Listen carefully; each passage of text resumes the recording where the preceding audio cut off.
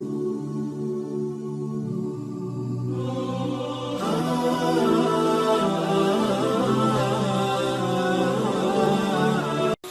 سب متوسط یا غریب لوگ بیٹھے، میرے نبی جیسا غریب پوری کائنات میں کوئی نہیں۔ میں جبوتی صومالیہ گیا ہوں، وہاں کے غربت کو دیکھ کر مجھے لگا جیسے لفظ غربت بھی ان کی غربت پہ روتا ہے۔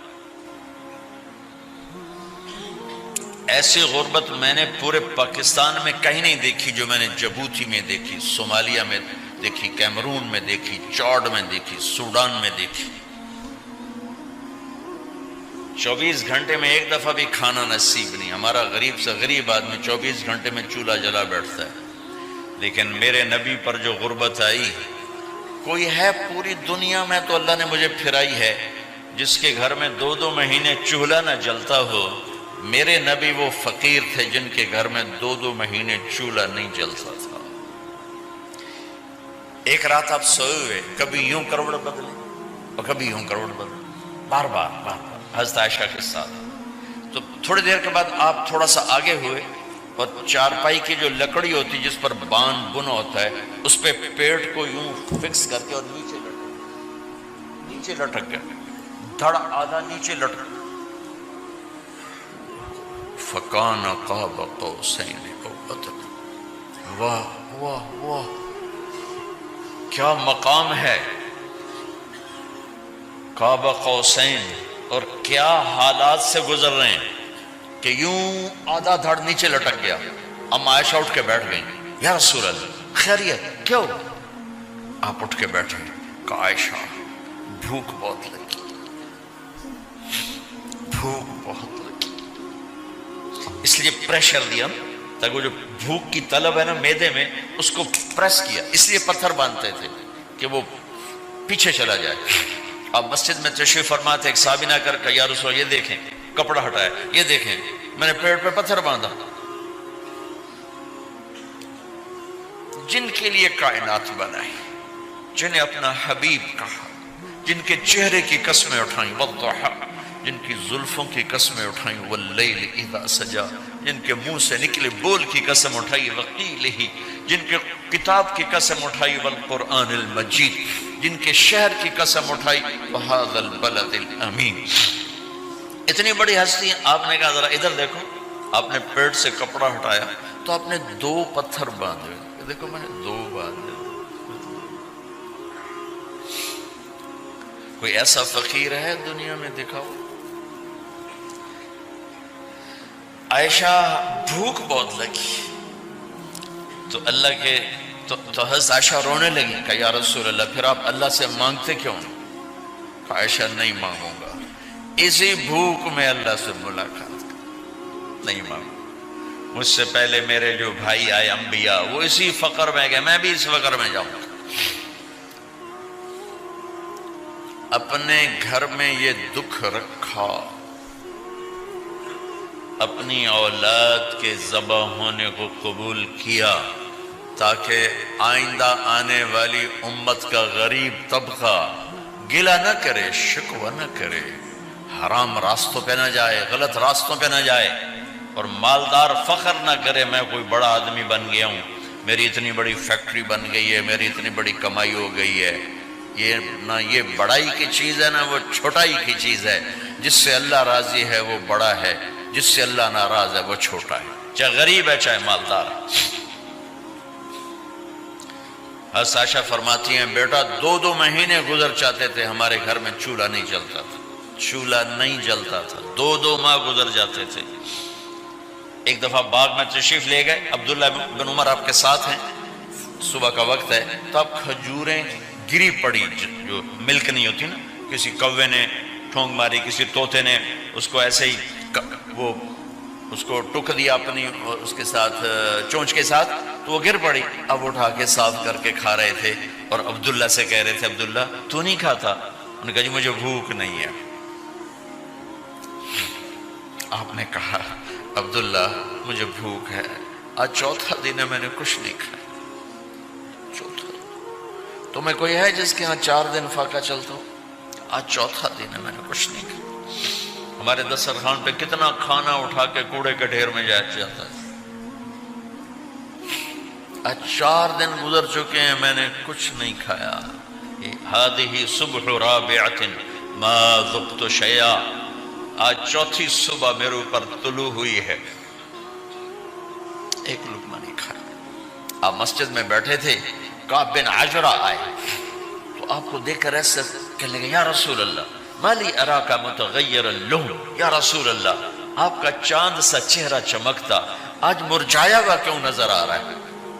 تو آپ نے یوں دیکھ اپنے پیٹ پہ یوں انگلی رکھ کر کہا ما دخل جوفی ما يدخل جوف ذاتک منذ 3. کہا آج 3 دن گزر چکے ہیں، پیٹ میں ایک روٹی کا ذرہ داخل نہیں ہوا، ذرہ، لقمہ نہیں ذرہ، روٹی کا ایک ذرہ پیٹ میں داخل نہیں ہوا.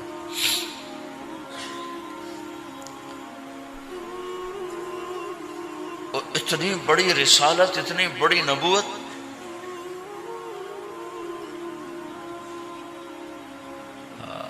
اپنی امت کے غریبوں کی تسلی کے لیے اور اپنی امت کے مالداروں کو سبق دینے کے لیے کہ اللہ رزق دے تو اپنی حیثیت نہ بھولو، اور اللہ نہ دے تو اپنے حبیب کی قربانی نہ بھولو. انہوں نے تو جان بوجھ کے یہ کیا، جان بوجھ کے، یہ نہیں کہ آپ کو کوئی تنگی اللہ کی طرف سے، جان بوجھ کے. اور سارے گھر کا یہ حال ہے. حضرت فاطمہ رضی اللہ تعالیٰ عنہ سے ملنے گئے، کہا بیٹے میں اندر آ جاؤں، میرے ساتھ عمران بھی ہیں، ایک صحابی تھے عرب سردار، میرے ساتھ عمران بھی ہیں. کہا ابا جان میرے گھر میں اتنی چادر نہیں کہ اپنے آپ کو چھپا سکوں، پردہ کرنے کے لیے میرے پاس چادر کوئی، تو آپ نے اپنی چادر اندر دے دی، کہا اس سے پردہ کر لیں، تو لپیٹ لی. اب اندر آئے تو آپ نے پوچھا میں نے سنا تھا تو بیمار ہے، میں تیرا حال پوچھنے آیا ہوں. تو باپ کو دیکھ کے آنسو نکل آئے کہ یا رسول اللہ بیماری بھی ہے اور بھوک بھی ہے، دونوں ہی ہیں، صرف بیماری نہیں بھوک بھی ہے. بڑے بڑے مصیبتوں سے لڑ جانے والے ماتھے پہ کبھی بل نہ آیا. بیٹی کے آنسوں نے پگھلا بھی دیا اور رلا بھی دیا. آپ بھی رو پڑے، آپ بھی رو پڑے. پھر کہا میری بیٹی نہ رو، والذی بعث اباک بالحق ما ذقت من 3 ایام طواقا، آج 3 دن ہے میں نے ایک لقمہ نہیں کھایا، میں تیرے ساتھ. اور میری بیٹی میں تمہیں بتاؤں، میرے رب نے مجھے کہا تھا میرے حبیب اگر آپ چاہیں تو احد پہاڑ سونا بنا دو، 10 میل لمبا چوڑا ہے احد پہاڑ، 10 میل، میں احد پہاڑ سونا بنا دوں آپ کی خدمت میں پیش کروں. تو میں نے کہا نہیں یا اللہ مجھے نہیں چاہیے، میں ایک دن بھوکا رہوں گا، ایک دن کھانا کھاؤں گا. پھر فرمایا بیٹی کیا تجھے یہ عزت کافی نہیں ہے کہ اللہ نے تجھے جنت کی عورتوں کا سردار بنا دیا؟ یہ سرداری سونے چاندی میں تل کے نہیں ملی ہی. قربان جاؤ بھائیو، اب سب ماشاءاللہ نوجوان نظر آ رہے ہو، تھوڑا وقت نکال کے اگر آپ پڑھے ہوئے ہو اپنے نبی کی زندگی پڑھا کرو، اپنے نبی کی زندگی پڑھا کرو، بڑا ایمان بھی بنے گا، حوصلہ بھی ملے. آپ حسن حسین کو کہتے تھے میری آنکھوں کی ٹھنڈک، میرے جگر کے ٹکڑے، میرے سینے کی ٹھنڈک، میرے لاڈلے، جنت کے چاند، جنت کے سردار، میرے 2 پھول. یہ سارے الفاظ حسن حسین کے لیے ہیں. اور ان کے بھوک کی وجہ سے رونے کی آواز سنتے تھے اور تڑپتے تھے، لیکن روٹی نہیں مانگی ان کے لیے، روٹی نہیں مانگی کہ اپنی امت کے غریبوں کو تسلی دینی تھی کہ اگر میں فقیر بن کے جا رہا ہوں تو تمہارے اوپر بھی امتحان ہے، چند دن برداشت کرو. آپ نے فرمایا سب سے پہلے میں جنت میں داخل ہوں گا، سارے نبیوں پر جنت حرام ہے جب تک میں نہ چلا جاؤں، اور ساری امتوں پر جنت حرام ہے جب تک میری امت نہ چلی جائے. سب سے پہلے میں جنت میں داخل ہوں گا. وما یا فقراء المؤمنین، اور میرے ساتھ میری امت کے غریب لوگوں، میرے ساتھ میری امت کے غریب لوگ میرے ساتھ پہلے داخل ہوں گے. حضرت فاطمہ کے گھر میں فاقہ حد سے بڑھ گیا تو حضرت علی نے فرمایا کہ جاؤ اللہ کے نبی سے کچھ تو مانگ کے آؤ، کچھ تو پیٹ میں جائے. زندگی میں کبھی ایسا موقع نہیں آیا. یہ ایک دفعہ اتنا فاقہ آیا کہ حضرت علی جیسی ہستی نے بھی کہا جاؤ. تو آپ تشریف لائیں اور دروازے پہ دستک دی تو اتنا پیار تھا. جب حضرت فاطمہ گھر میں داخل ہوتی، اللہ نے ہمیں اولاد کے ساتھ کیا سلوک کرنا ہے اللہ نے ہمیں اپنے نبی سے یہ بھی سکھایا. حضرت فاطمہ جب بھی گھر میں آتی، اور ساتھ ہی تو گھر تھا، دیوار سے دیوار ملی تھی، روز کا آنا جانا تھا، تو میرے نبی بیٹھے نہیں رہتے تھے، آؤ فاطمہ کیا حال ہے، کھڑے ہو جاتے اور تیزی سے آگے بڑھتے. دروازے پر ہی حضرت فاطمہ کا ہاتھ پکڑ لیتے، ہاتھ کا بوسہ لیتے، بوسہ لے کر ہاتھ پکڑے پکڑے بیٹی کو چارپائی پہ پہلے بٹھاتے، اس کے بعد خود بیٹھتے تھے. اکرموا اولادکم، میرے نبی نے کہا اولاد کو عزت دو، پھر وہ تمہیں عزت دیں گے. ہمارے ماحول میں اکثر ماں باپ نے اولاد پہ ڈنڈا ہی اٹھایا ہوتا ہے، پھر ان میں بغاوت پیدا ہو جاتی، پھر کہتے ہیں اولاد نافرمان. آپ نے دستک دی تو کہنے لگے یہ تو فاطمہ کی دستک ہے، خیر تو ہے، پہلے تو کبھی اس وقت میں آئی نہیں. تو آپ نے ام ایمن سے کہا دروازہ کھولو. ام ایمن نے دروازہ کھولا تو آپ نے استقبال کیا، بٹھایا، پوچھا بیٹی کیا ہوا، اس وقت میں کیسے آئیں؟ کہ یا رسول اللہ بہت فقر ہے، بہت بھوک ہے، آپ کے پاس سنا کچھ مال آیا ہے، کچھ ہمیں بھی دے دیا جائے. اتنی صابر بیٹی زندگی میں ایک دفعہ بھوک کی شکایت لے کر آئیں، اور آگے باپ نے پھر پیپر لے لیا، پھر امتحان میں ڈال دیا. آپ نے کہا بیٹی میرے پاس 5 بکریاں کھڑی ہیں، دے دوں یا 5 دعائیں سکھا دوں؟ یہ بھی کوئی کتنا سخت موقع تھا، کتنا سخت موقع ہے کہ صبر کا پہاڑ بیٹی اتنی مجبور ہو کر آتی ہیں کہ یا رسول اللہ برا حال. تو میرے نبی کہتے بیٹی یہ بکریاں بھی لے جا، دعائیں بھی لے جا، دونوں جمع کر دیتے، یا دعائیں بعد میں سکھا دیتے، بکریاں دیتے، ایک تو دے دیتے. پر امت کے غریبوں کو تسلی دینی تھی، چونکہ امت میں اکثر طبقہ غریب ہوگا. تو آپ نے کہا بیٹی 5 بکریاں دوں یا 5 دعائیں دوں؟ تو وہ سمجھ گئی اپنے باپ کے مزاج کو کہ ابا جان امتحان لے رہے ہیں. تو کہا ابا جان بکریاں چھوڑ دیں، مجھے دعائیں سکھا دیں، مجھے بکریاں نہیں چاہیے. بھوکے کی رات بھی گزر جاتی ہے اور بھوکے کا دن بھی ڈوب جاتا ہے. تو آپ کا چہرہ ایسے کھل گیا کہ میری بیٹی پاس ہو گئی. کہ بیٹی آپ تم دعا میں یہ کہا کرو یا اول الاولین یا آخر الاخرین یا ذا القوة المتین یا راحم المساکین یا ارحم الراحمین. یہ تیرے لیے 5 بکریوں سے اعلیٰ چیز. اب گھر واپس گئیں خالی ہاتھ. حضرت علی نے فرمایا تو کچھ بھی نہیں لائی؟ کہ نہیں لائی ہوں، بہت کچھ لائی ہوں. کہا کیا؟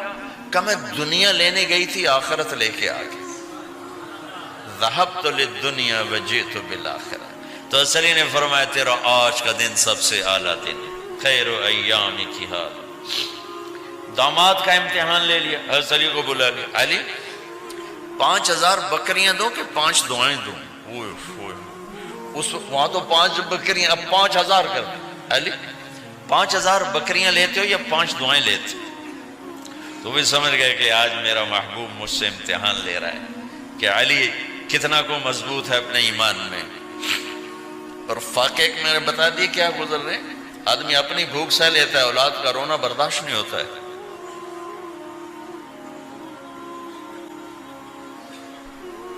علی 5 دعائیں دوں کہ 5000 بکریاں؟ حضرت علی نے عرض کی یا رسول اللہ دعائیں سکھا دیں، بکریاں نہیں چاہیے. میرا نبی کا چہرہ کھل گیا کہ میرا داماد بھی پاس ہو گیا. علی تو یہ دعا مانگا کر روزانہ، اللہم اغفر لی ذنبی ووسع لی خلقی وبارک لی فی رزقی وقنعنی بما رزقتنی ولا تذهب قلبی الی شیء صرفته عنی. یہ 5 دعائیں تو مانگا کر، 5000 بکریوں سے زیادہ ہے. اللہم اغفر لی ذنبی، اللہ میرا گناہ معاف کر. وسع لی خلقی، میرے اخلاق عالی شان کر. بارک لی فی رزقی، میرے رزق میں برکت دے. قنعنی بما رزقتنی، مجھے لالچ سے نکال دے. مجھے لالچی نہ بنا، مجھے حریص نہ بنا۔ وَلَا تُذْهِبْ قَلْبِي إِلَىٰ شَيْءٍ صَرَفْتَهُ عَنِّي، جو تو نے مجھے دیا نہیں اس کی میرے اندر سے طلب بھی ختم کر دے، مجھے اس کا طلبگار بھی نہ بنا۔ کہ یہ 5000 بکریوں سے زیادہ ہے۔ میں نے تھوڑا سا اپنے نبی کے گھر کا نقشہ آپ کو بتایا ہے کہ یہ چند دن صبر کی دنیا ہے، اللہ راضی ہو گیا تو موت سب سے خوبصورت